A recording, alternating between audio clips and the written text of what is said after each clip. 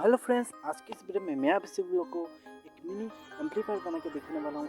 कैसे बनाते हैं पूरी डिटेल्स मैंने वीडियो में दी है। सो प्लीज़ यार वीडियो को शुरू से लेकर अंत तक जरूर देखना। वीडियो अगर पसंद आए तो लाइक कर देना।